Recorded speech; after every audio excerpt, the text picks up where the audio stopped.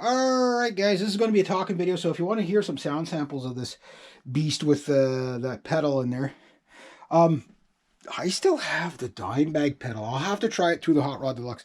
That I think is going to be absolutely insane, to the capital of insane.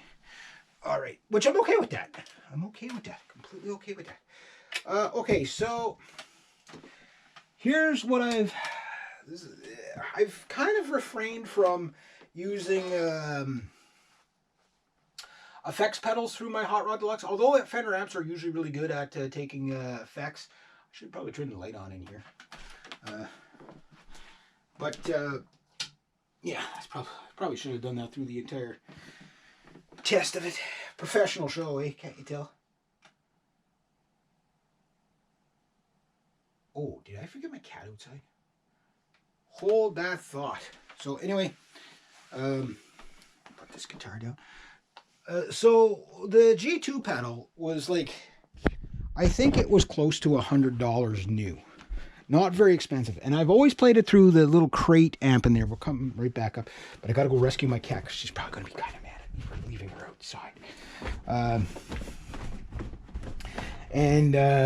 Anyway, the thing is, I was worried about, you know, in the beginning, like putting high compression through the amp. I'm sorry. Oh, she's mad at me now. Left you out there to freeze to death. It's hovering around 0, so it's not too bad.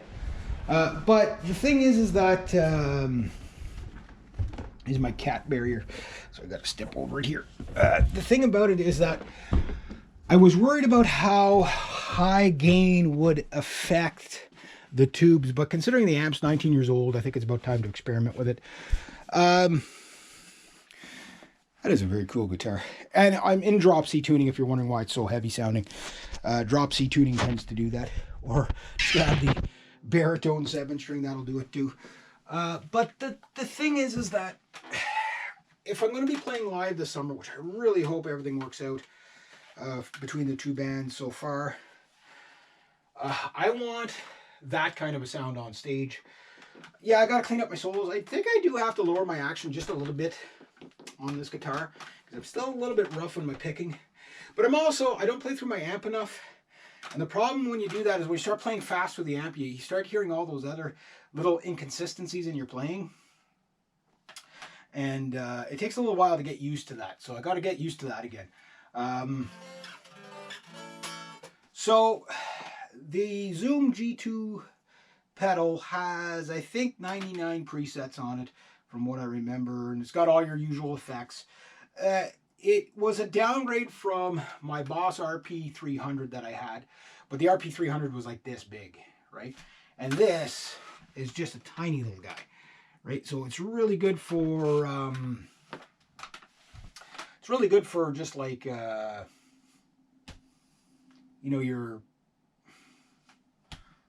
throw it in your gig bag, you know what I mean? Whatever. I don't think I've ever played this through a PA. I can't remember if I used it live or not yet. I really don't remember. It was more for the effects. Most of the time I do prefer to play straight through the amp, but I'll be honest with you, these kind of guitars are not great for vintage amps. They're too much.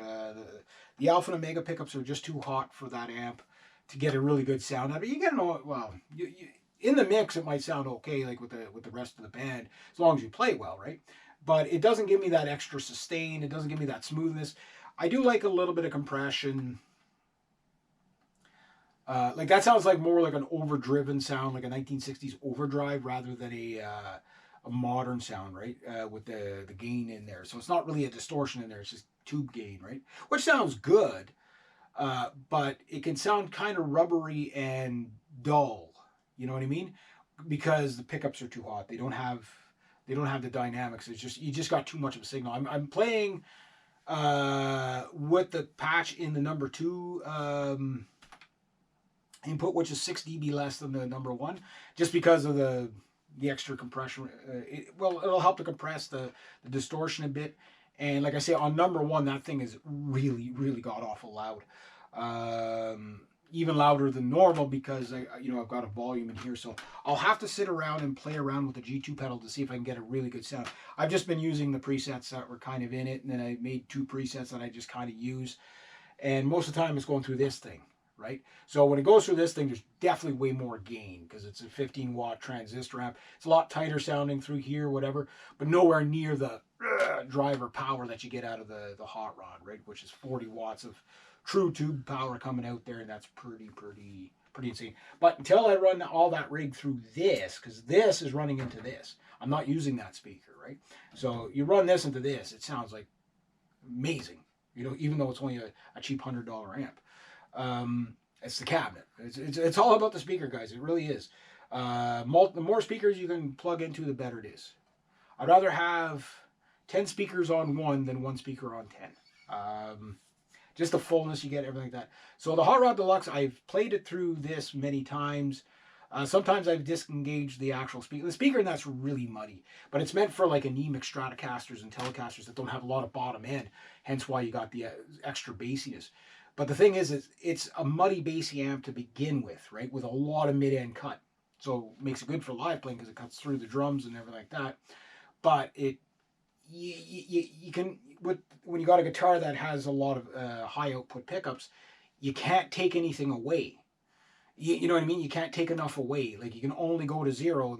Like you can't go negative on the bass. You can't go negative on the mids. You can't go, you know what I mean? So you're going to get what you're going to get at the bass, which is okay, as long as you can clean it up and make it bearable. Because like the tone on 2, like I can do the adjustments, EQing on here too.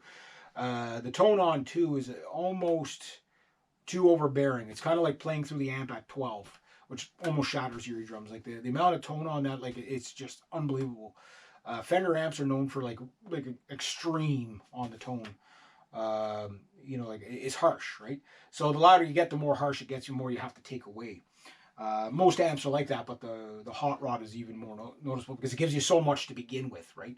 And a lot of people don't realize that. It's already an overbearing amp to begin with. Again, playing a Tele or, a Tele or a Strat through there, it sounds perfect because a Tele and Strats typically doesn't have the low end of a humbucker. It doesn't have, it doesn't have that range. It doesn't have the mid-end cut and stuff like that, usually. You know what I mean? I'm not saying that doesn't sound bad, but that's what they were thinking of when they were making this, is that, we've got to make our Strats sound really good through it. And they do. Strats and Teles sound phenomenal through that. But metal guitars like this are overkill. So to try to get a good sound, if I can get away with this setup live and I don't have to buy another amp, that'd be great. But when I bought this 19 years ago, I wasn't thinking modern sounds. I was thinking, classic rock straight through the amp, keep it nice and simple with my SGs, right? Which I still have over there. But now the way I'm thinking is I want that more processed sound, a tighter sound, whatever. And that's never going to give me a tight sound. It gives you a good sound. It's a lively sound, which is great. It'll definitely do the job for a gig or two. A bunch of gigs, and if that's not loud enough just the way it is right there, we'll mic it, right? But it is pretty god-awful loud.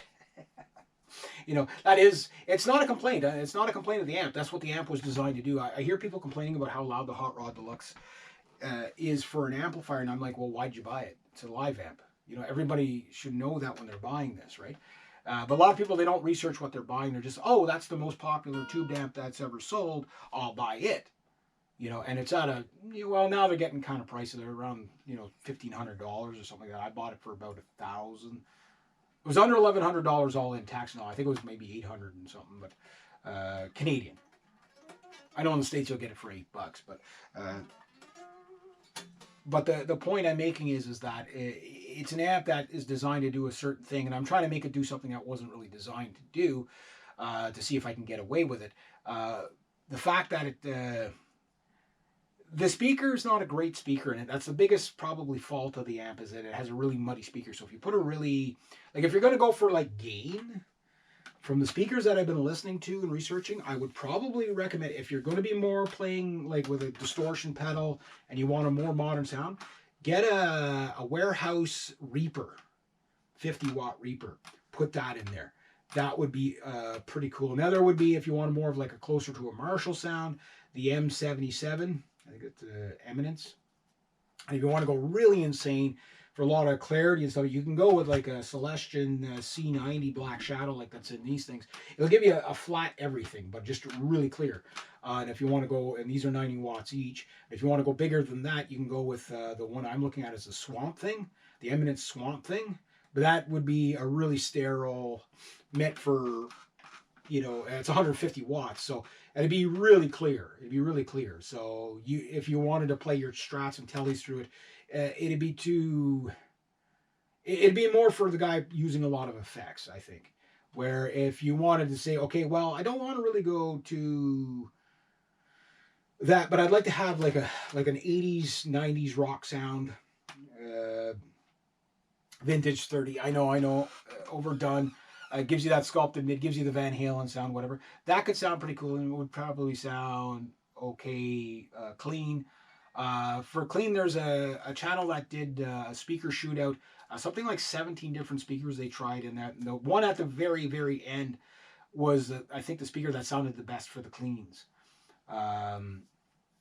Yeah, like I think the Hot Rod Deluxe now comes with what's called the A-type speaker, which I think is better than this.